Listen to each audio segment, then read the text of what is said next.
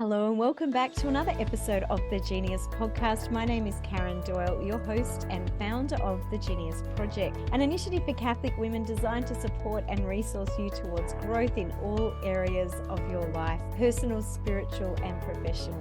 We seek to do this through the Catholic Women's Masterclass, our one-on-one Catholic coaching for women, as well as our other online resources and courses. If you would like to learn more about any of these initiatives, you can visit our website, www.geniusproject.co, or come and join us on Instagram. That's where I spend a lot of time, genius_project_daily, or you can watch the live recordings of these on our Genius Project YouTube channel. Just make sure you go and hit subscribe so you can be notified whenever a new episode drops. Well, ladies, on this week's episode of the podcast, I am joined by Laila from Learning to Mum podcast. Laila's a beautiful young woman who I connected with recently, and she has a very powerful story to share how she overcame shame in her life through some of the choices that she made, and how the Lord has been able to redeem and restore her, and not only redeem and restore her, but how she is now using that experience to serve and contribute to the lives of others. So ladies, I hope and pray that you enjoy this conversation with Laila. Well, Laila, welcome to the Genius Podcast. I love your name because that's my niece's name, and it's so lovely to have you joining us. I know you reached out on Instagram a little while ago, and it's funny because I had actually been following you just prior to you reaching out, thinking, oh, she would be lovely to have as a guest on the podcast. and then you made a comment just sort of affirming the Genius Podcast and what I'm doing, and hence the connection. And here you are. So welcome. Thank you so much. I am so excited and so grateful to be here. Been a long time fan of the Genius Podcast, so it's so surreal to be getting to chat with you today. Oh, well, look, thank you. You have your own podcast, which is going really well. Can you share a little bit about that for a moment? Yes, I would love to. So I'm sure we'll kind of get into my story, Karen, but essentially I have a pregnancy and birth podcast for first-time moms that really informs first-time pregnant women on pregnancy and birth so that they can be empowered and informed without feeling overwhelmed. And really that came from a place because I was the first of my friends to go through pregnancy and become a mom. And there's so many, podcasts and YouTubes and even mom influencers, if you will, out there. And yet I was really struggling to find one that I really connected with, because so often, or it's so prevalent in today's world, where there's just so much partner bashing and so much complaining about motherhood.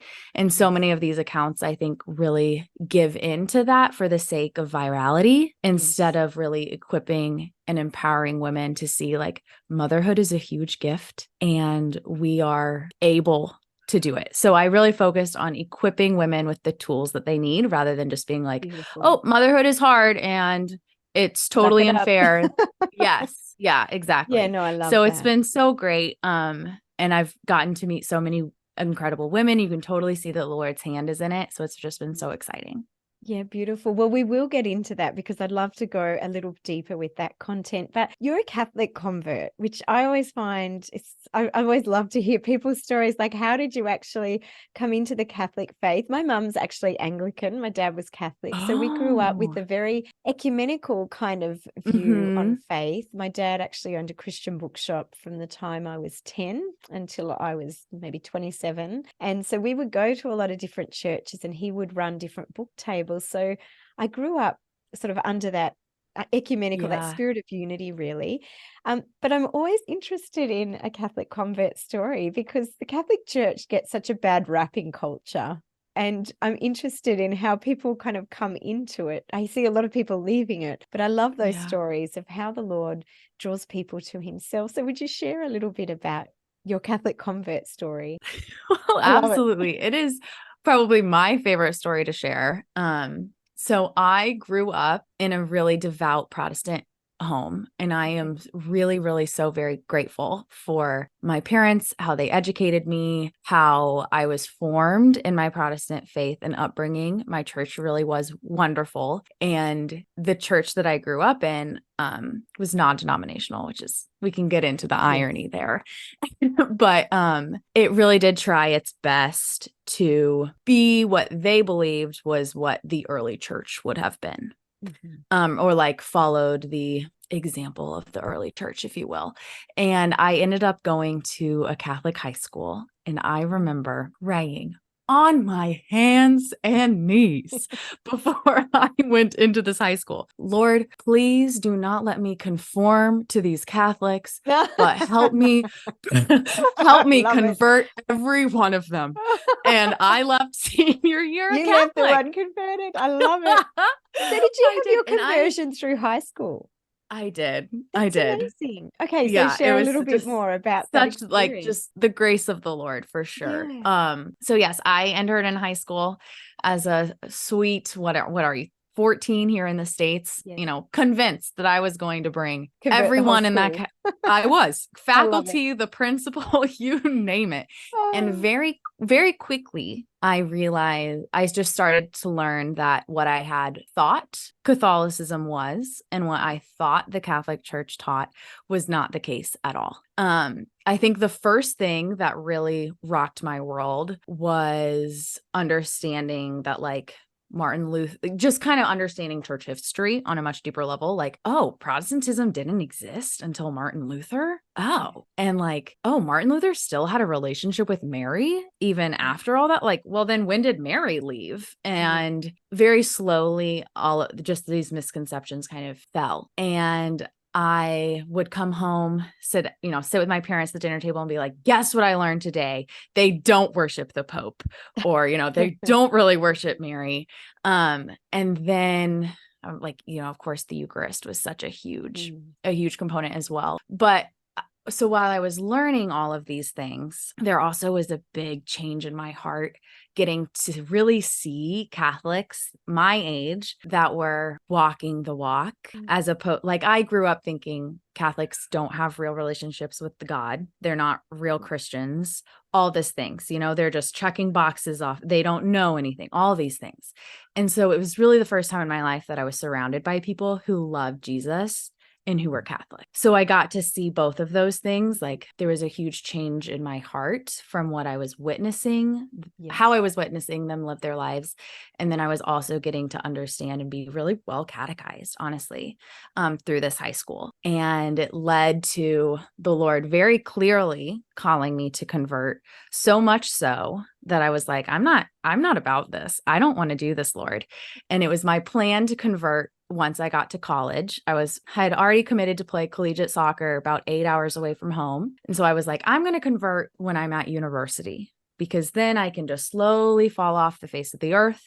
I don't have to have really hard conversations with my Protestant youth pastors, my Protestant friends. I can just lose touch with everybody. And it really brought that plan. The Lord really brought me to my knees. It would have been, early in senior year, when it became so clear to me that I was being disobedient, because it was like his call for me to convert was that clear, that I felt so much like Jonah in the whale, of like, no, thanks, Lord. I know you're calling me to do this, but I'm actually going to just like run the other way. I'm going to do my thing first. Yes. I'll do it on my time, on my terms. Thanks so much, though. And it really brought me to like, I don't know when I'm going to die, and I cannot die in an act of disobedience. So then the next day I went and signed up for RCIA. The rest is history. That's brilliant. Yeah, it was. Oh, wow. And then how did your also parents the grace take it? So at the beginning, and they obviously weren't pleased. And my dad tried really, really hard to get me to talk to like our Protestant pastor or people that had converted to Protestantism from Catholicism. And I was just not about that. I knew what the truth was. And I also knew that me as a 17-year-old female did not have the ability to defend and just recite scripture and recite the catechism when someone in their 50s who's been in Protestant church ministry their whole life could, so I was like, I'm not doing that. But I don't think my parents were very surprised, because I did spend the last 4 years coming home to the dinner table and being like, oh my gosh, can you believe this? Yes. But by the grace of the Lord, my parents ended up converting the year after me. Are you serious? So that's the best. dead serious. That is so funny that you went in to convert the school? It's The been school. so great. That's It's been fantastic. so great. So I Wow. converted in the spring of 2016, and my parents Okay. came in Easter Vigil of the Oh, following year. And I mean, that's just been so exciting. My siblings are still Protestant. Hopefully one day they will come into the that's so Holy beautiful. Catholic Church. But yeah, it's just been absolutely the best blessing. And now I am a wife and a mother, and I get to raise a cradle Catholic. Yeah. And my parents and I constantly look at each other and is like, can you believe she's a cradle Catholic? Can you believe you just got her baptized? Oh, What? that's amazing. What a brilliant story. I love that. And you have 2 children, do you now? I only have one. You have one? Yes, only Okay. have one. She's a year and a half right now, but Yes. yeah, it's been a whirlwind. Wow. That's praise God. Isn't it amazing how he has us on a journey? So gentle, just that gentle introduction. Absolutely. So shout out, what was Absolutely. the Catholic school you went to? We better do a I shout went out. to Karen Catholic High School in Noblesville, Indiana.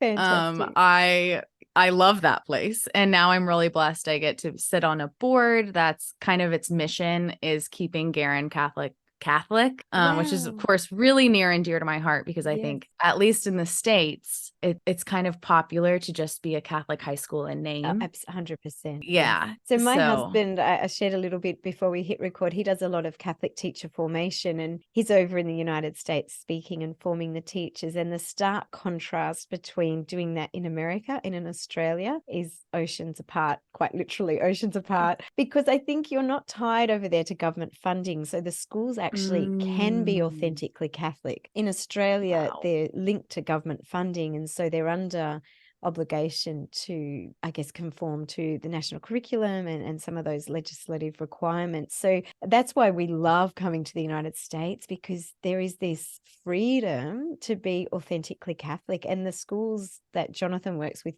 that is 100% the case. And it's so encouraging, so refreshing. So hats off to your school for the great work they do. Absolutely. Yeah, Yeah, absolutely. wonderful. And it's crazy. I think back, and it really was my high school that kind of sealed the deal. But when you're able to really step back and look at your story as a whole, you see just like how many seeds had been planted outside of that experience or outside of those 4 years. And I think I take that into my perspective today of how I evangelize, especially since all of my friends from growing up, all Protestant. And, most of the people that I interact with are Protestant. And I think I take that into my life today. And I just, constantly have to remind myself that like, it's not my job to convert someone. And of course I am so passionate. I'm like, I want you to be Catholic so badly because it's the best thing in the world.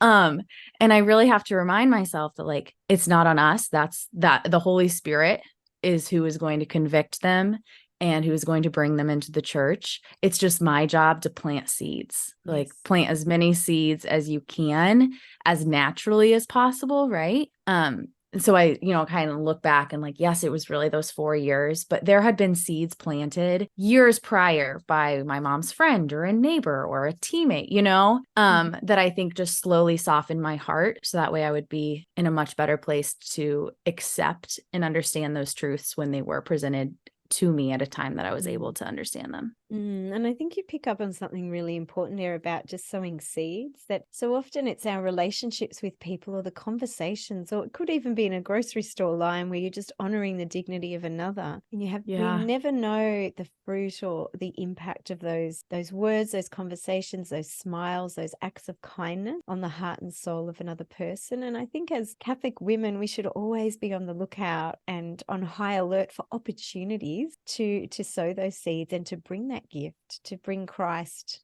to everybody that we meet in some small way, whether it's overtly or, just very subtly in terms of how we meet people where they're at. So beautiful. I love that. Absolutely. Yeah, that's a really great way to put it. Well, Laila, tell me, you shared a little bit about your podcast, and I'd love to dive into this area, because whether it's in motherhood or whether it's a career transition, sometimes the things that we work towards or the things that we want, when we get them, sometimes they're not in reality what we thought they might be before. So motherhood seemed to be that for you.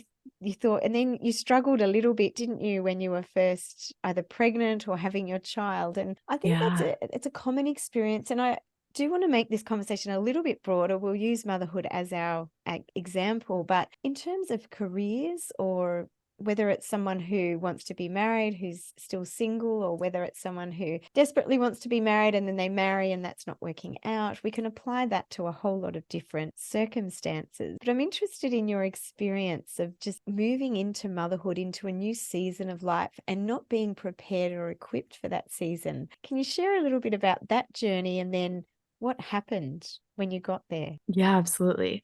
Well, I think I have to kind of take everybody back a few steps. So you just heard this like pretty cool, unique conversion story of mine, which I absolutely love. And I have loved being Catholic. But that's not to say that I'm not perfect, or that I am perfect, right? I am not.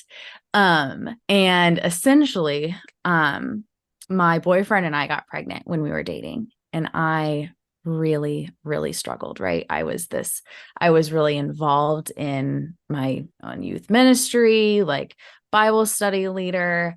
It was an accident, happened, went to confession, sobbed my eyes out, vowed never again, and I got a positive pregnancy test. And I mean, there was just so much in that. Like, I was kind of off the deep end. I was like, my life is ruined.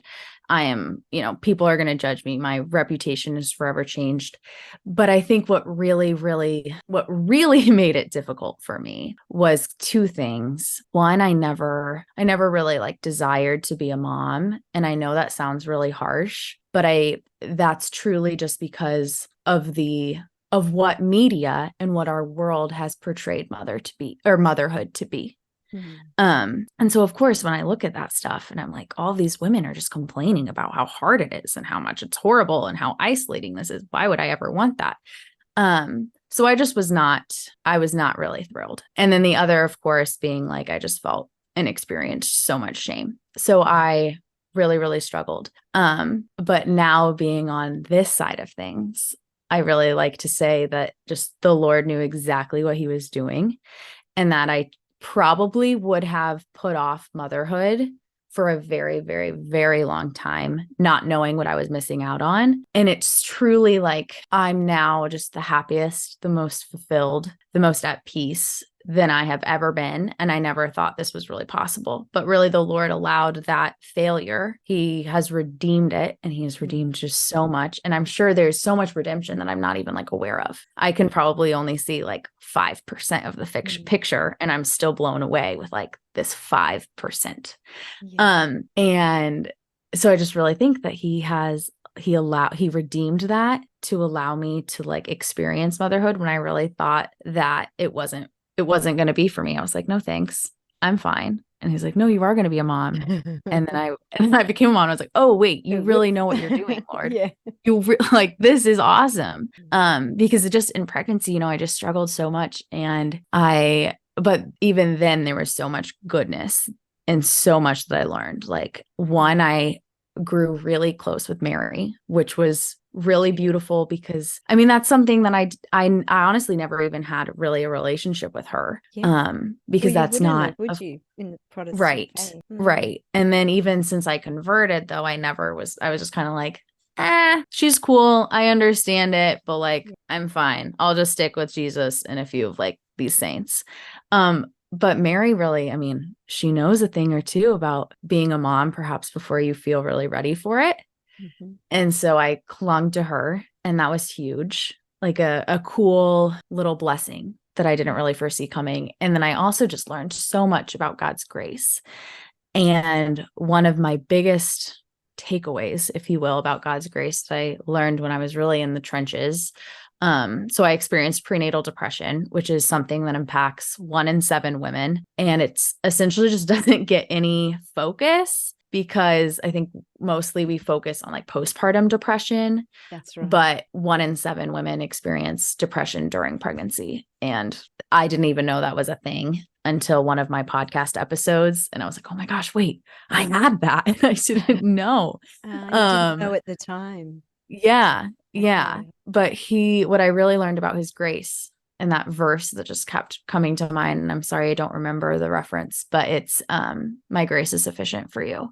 And what I really learned was like, he's going to give you enough grace. Although he can do whatever he wants. He can give you enough grace to last that whole mountaintop or that whole mountain, or he can just give you a little by little. And in my case, he definitely gave me a little by little. Like, I knew that his grace was going to sustain me and that his grace could get me through, but he was only going to give me enough to get through that day. And then I'd have to wake up and choose him and be able to be like, God, I don't know how I'm going to get through today. I really don't, but you're going to have to help me. And he would give me just enough grace to get through that day. And then I was going to have to trust him the next morning that he was going to give me enough grace to get through that one as well. Yeah, that's extraordinary, Laila. What a story. And I think what you said there is just how God can redeem anything. But I'd love to go back, because the experience of shame that you would have felt having had a conversion and then obviously making that decision and finding out that you were pregnant, I can't even imagine. That would have been so overwhelming for you. What was your parents' reaction, your boyfriend's reaction? How did you navigate that initial couple of weeks? With a lot of tears. Yeah, I bet you did. And essentially, I think my prayers were really just my tears coming out. But I mean, I was really blessed. My boyfriend, now my husband, he was, I mean, we both were very surprised, but he really was like, this is a blessing and this is a miracle. And so many people pray for this. So like, you know, this life is meant to be. And he just continued to remind me of these truths that I really needed to hear. So that was a huge blessing. And so we even got married 2 months before she was born. So I was 7 months pregnant on my wedding day. Kind of insane.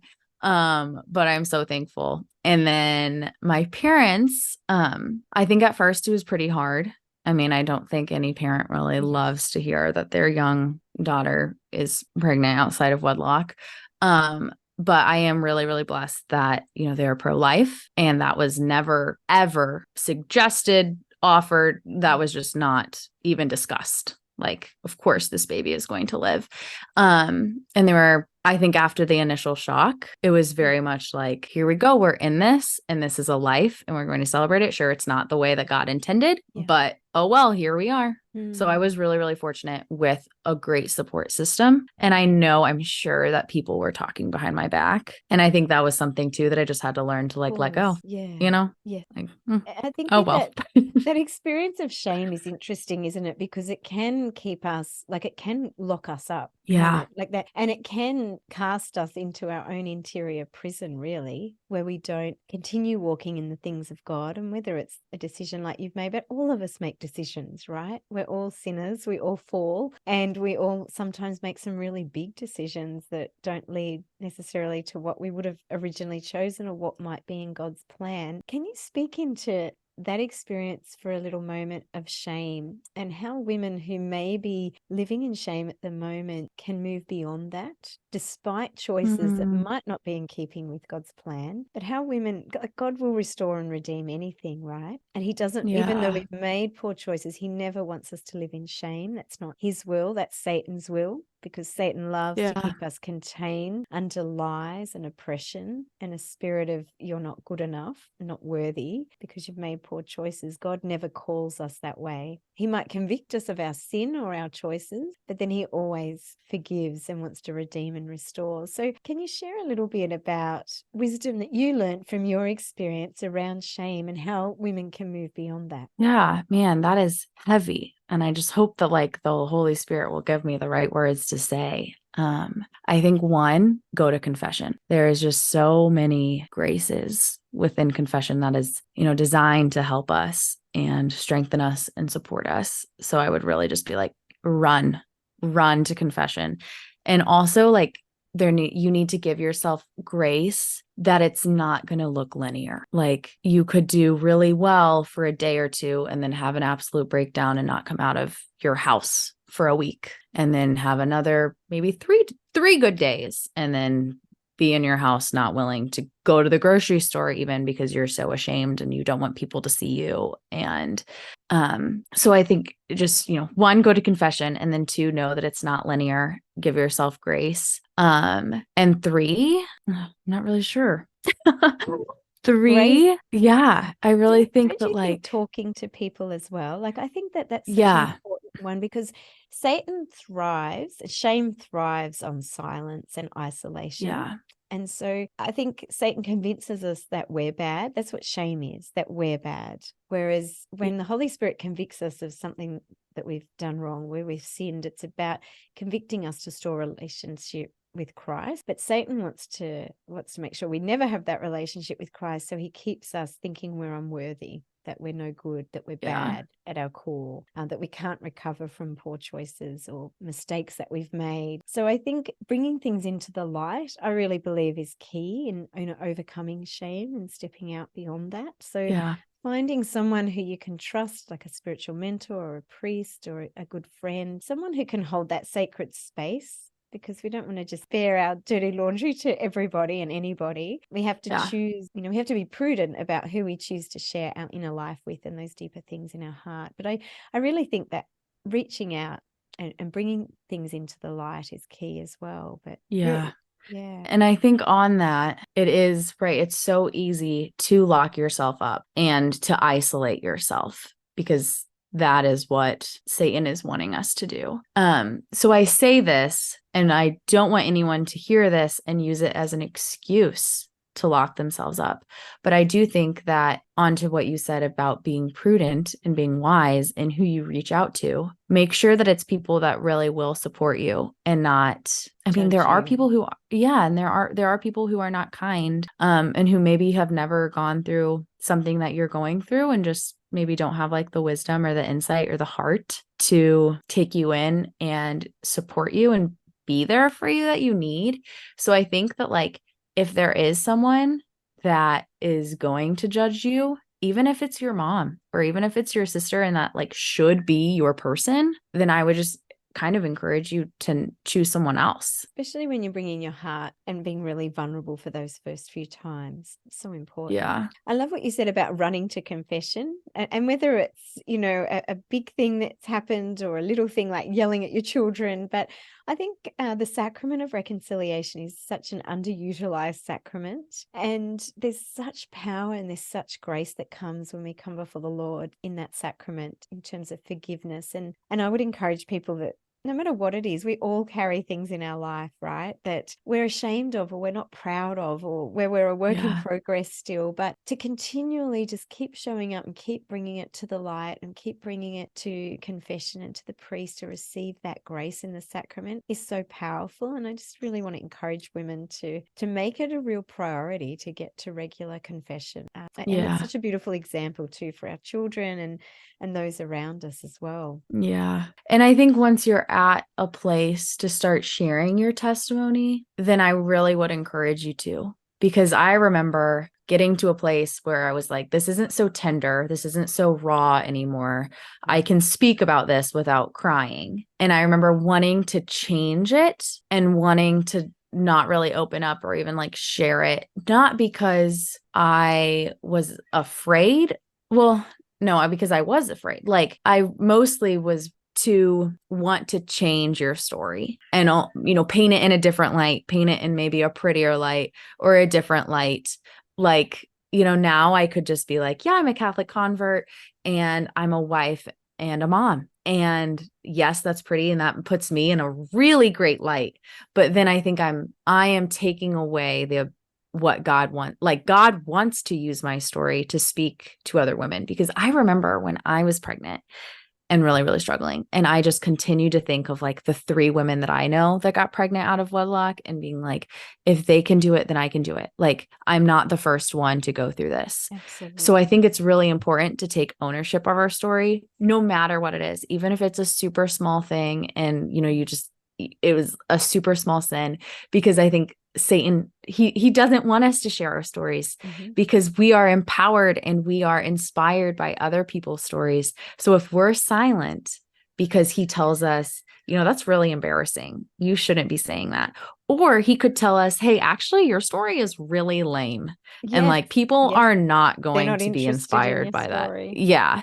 Then you're not going to share, and people aren't going to be inspired to love the Lord more or to follow him more. So I really just do encourage you to take ownership of your story and share that when you are at a place where it's not so like tender and raw. Yeah. And I think that point is really very, very important, that I often say that it's not ready to be shared until it's been healed. And we don't want to share from the place of going through a really difficult time. I think that lacks prudence. It leaves you too exposed and too vulnerable. So I think it's really important that you allow that time, like you said, where it's not as tender with what you're sharing. And I also love the point that you make about owning your story, that every single person is unique and unrepeatable. And so every one of us has a story to tell, which could be a gift for somebody else. And I think it's so important, if we see our stories and our lives in that light and our journey in that light, then we realize that our journey wasn't all about us and us making mistakes and us being ashamed, but about how God's going to redeem and restore us, so that, yes, we can be healed, but so that we can offer that as a gift to other people and contribute to their life and bring glory to him. And I think that's so, so important. I know exactly what you're saying. The women in my life who showed me the way, we had 6 years of infertility, and the women who shared that experience were the ones that I looked to as really my anchors as I walked through those 6 years of despair, especially towards the end.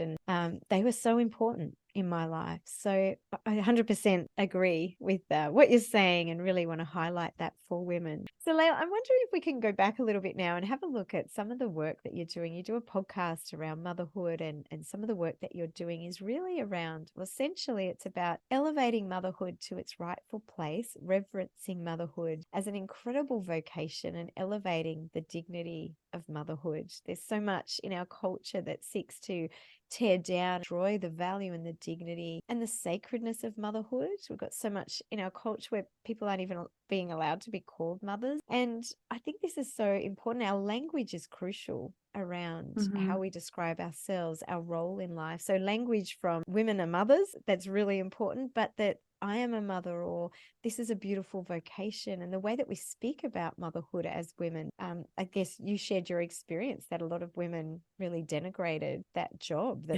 sort of life was over, it was depressing, it was isolating, but it actually doesn't have to be that way, and our language is incredibly important. So can you share with us a little bit about, I guess, how you jumped into that, obviously from your experience, but what you're doing now, and I guess some pearls of wisdom have for women? Well, so I really wanted to create the podcast for women that I wish I could have had in my pregnancy. So one, there was a few differentiators. One, that was going to be really timely. So season 1 is all about pregnancy and birth. Season 2 will be about baby's first year of life. Season 3 will be about baby's second year of life, so on and so forth. Because what I was finding is that, some things out there would be like one episode being about how to handle pain in labor, and the next episode being how to increase your toddler's vocabulary. And it just didn't serve me like where I was. Yeah. So I just wanted to create something that was really going to be timely. The second thing was that I wanted there to be a seat at the table for everyone. First time moms, we don't know what we're wanting. So I wanted someone to come on and talk about C-sections, and then come on and talk about home births. That way first time moms can actually have all of the information, rather than being like, oh, this is super holistic, or this is just like really super pro medicine, pro traditional medicine, yada, yada, yada. And then the third thing, which is really my main tenet, is that it's positive and empowering, because like what we have already discussed is that there's just so much out there that really degrades motherhood. And no wonder I didn't want to be a mom. And so many of my friends don't want to be a mom, because that's what they're seeing. They're seeing why, like, we are truly we are scaring women from wanting to be mothers, and Satan is rejoicing. He is loving this, because, oh, great. If I can make women delay it until perhaps they will have too many issues, they will have fertility issues, or if I can just take away that entirely, that desire from them entirely, then that's a win. I mean, Satan just stealing. Yeah, that is a great point. Yes. And so my content, you will never find complaining about motherhood. You will never find partner bashing. That is not to say though that I think toxic positivity is dangerous as well. So we acknowledge the hard, but rather than sitting here and being like, yeah, I feel so isolated. This totally stinks. Men have it so much easier because they don't have to be the ones to carry around the baby for 9 months, yada, yada, yada. Instead, I'm like, this is hard. It is isolating. And here are 10 ways to help. And here are, 10 things that you can do to get you out of your funk. Or here are 10 foods to eat when you're throwing up in the toilet, because I know that's hard. I'm not negating the fact that it's hard, but instead I'm empowering and educating you to overcome it. Because I think just there is so much horribleness on how motherhood, you have to change yourself. You're going to lose yourself. You're going to lose your body. And we are obsessed with that, especially here in the States. I don't know what the culture is like in Australia, but do you really want that? You're not going to look the same ever again. And yada, yada, yada. So I think some short wisdom for anyone who is really struggling with just how difficult it is to be a joyful mom in today's world. I really want to encourage you to unfollow every single one of those accounts that are just like viral mom, relatable mom contents. Relatable mom accounts. I am looking at you because they are never helpful. They really only complain about motherhood and talk about how their husband stinks. And when you are going through reels on your phone or watching YouTube shorts or you name it, and that's the kind of content that we're consuming, then you're left way more bitter. You're left feeling crummier and just angrier, not only at the world, but also at your partner who has done absolutely nothing. But you're just like, this is so unfair and this is horrible. And I'm going to take it out on you and the kids. So truly though, unfollow them. They are not serving you. And that's all I have to say. That's all I have to say about that. Thanks for coming. 100%. I agree with you, because what we see and hear affects us, and we have to stand guard. Like the Bible talks about, be renewed by the transformation of our mind. And we're called to be good stewards over our minds and our bodies and our soul, and what we see, what we listen to, who we keep company with. All of this affects us at a subconscious level. We might think it doesn't, but it actually powerfully shapes our attitudes. And similar to you, my experience growing up, especially also during those years of infertility, but prior to getting married, I would go and help out some families. They were young mums, and there was just washing everywhere. Like it was piled high. Their houses were a chaotic mess. They didn't pull the blinds until after lunch, breakfast bowls. There was 3 families that I'm thinking of, and I would go over there and I was like, oh, this is depressing. Like being a mum's depressing. And that really formed my view of what stay-at-home mums looked like. And I think when I did have my children, I made a really deliberate attempt to get up every morning, no matter how tired I was, and make my bed and open all the blinds and have candles and just create an atmosphere with music and worship music in the home that made it feel like a nourishing, joyful place to be. We still do that now. And that's a theme that's carried through, because we have power as women. We are the guardians of our homes and our environments. And so even if you feel like you're in a funk, there's still many things that you can do to change the atmosphere around you, which can help. I often put on music. That helps massively. Just putting on some good music, and it lifts the atmosphere, that heavy kind of vibe that's in a home sometimes. But I think that's so important about, and I really want to encourage women how can you cultivate a spirit of joy? And even if you don't have children yet, but in your home, in your workplace, in your car, when you're in the bathroom, how can you cultivate a spirit of joy and peace and a connection with Christ in all that we do? I think it's so important, because we're living in such a toxic world that is so negative on so many fronts, whether it's the world news or whether it's talking about motherhood. It's very negative, very heavy. But as women, we're stewards over our environment. So there's lots that we can do, lift that and elevate that environment. And that changes, I guess, how we show up. Very powerful. Yeah. I like that a lot. I play every morning this playlist that I titled Coffee and Jesus. And it's just my favorite, nice little worship music, kind of acoustic stuff. And I just really hope that is what sets the tone, right? My baby is 1.5 years. So she doesn't know what's going on. Right. But I have it makes a difference in me. Yes. and how I start the day and how I parent going forward. So yeah, I think that's really great. And what I didn't mention about my podcast is that it's not blatantly Catholic, which is why I've loved our conversation today, because I just feel like this is the real Laila unfiltered. I get to talk about confession, and I get to talk about, how Satan is horrible and like all these things. And you're not going to hear that on my podcast, because I kind of take that approach of the seed planting. So I feature Catholic guests in the field of prenatal health, first and foremost. And then I prioritize Protestant ones and then secular. But I really want to set like Catholic morals and values and just plant seeds that way. And like, I try my best to always say, your husband instead of just like your partner. Yeah. And, always motherhood, always women, just little things like that, because my podcast isn't for Catholic women. It's for everyone. So I don't want my pregnancy podcast to turn around or turn away an atheist who needs to learn about pregnancy and birth. I want them to be like, that might lead to their conversion. Yes, exactly. So I'm just planting seeds. Yeah, fantastic. Well, you're doing a great job, and it's been so lovely to have this conversation with you. So, Laila, if women are interested in your podcast, where can they find what is it called? Yeah, absolutely. So now that we're nearing the end, Karen, if you are listening to this, I know that you're about to grab your phone and you're about to put on a new song, find a new podcast episode that you're listening to. So while you're reaching for your phone, you might as well just find me at Learning to Mom. That is the podcast name. If you just type in Learning to Mom, wherever you're listening to the Genius podcast on, I am there.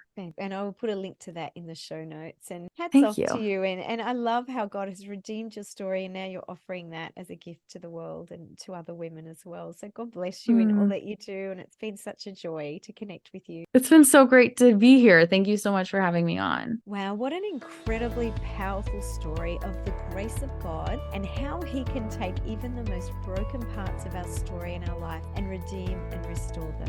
Ladies, I really want to encourage you this week to make it a priority to go to the sacrament of confession.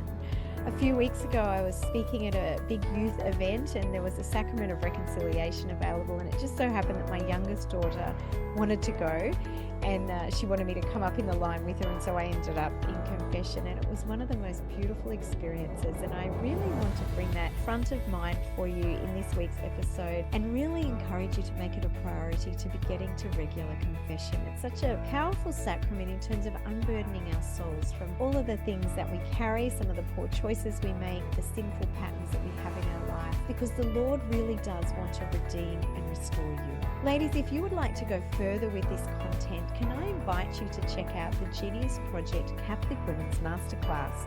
We will be opening the doors for a new cohort in just a few weeks, and this is an incredibly powerful 4-month journey of transformation and renewal, where we walk through how you can establish some disciplines in your life that will really see you living a life of balance and wholeness in Christ. If you would like to know more about this, you can visit the website www.geniusproject.co, or you can find more on our Instagram page, genius_project_daily. You're very welcome to send me a personal email, karen@geniusproject.co. Until next week, ladies, God bless you. Make sure you get to confession, and I look forward to you joining me again on the Genius podcast next week. God bless.